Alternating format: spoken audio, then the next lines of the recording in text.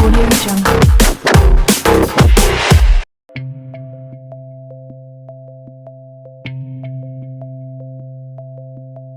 From satellite data, we have a very good handle of how our Earth looks like. We can see oceans, we can see the sea ice, we can see our forest. What is much, much harder to measure is how high things are on a global scale. Almost impossible. ICESat 2 adds the third dimension, the elevation.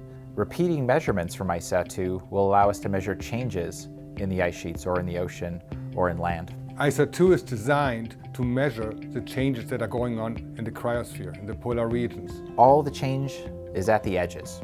Those are the steeply sloping parts of the glacier that interact with the ocean, and that's where all the action is. That's where all the mass is being lost. In order to estimate the mass changes, we need to know the height of things.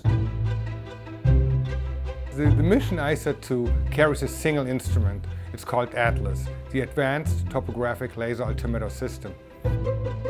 ATLAS sends out small pulses of laser light 10,000 times a second.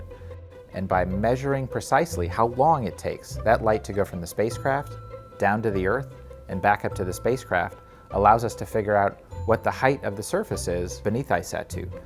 We need to measure the time of flight of a single photon or a single laser pulse with a precision of a billionth of a second. NASA engineers had to come up with entirely new ways of measuring time very precisely. A billionth of a second translates to an elevation change precision of just a few centimeters. Climate change is amplified in the polar regions.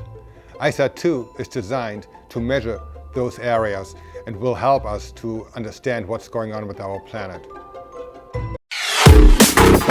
Audio Jungle.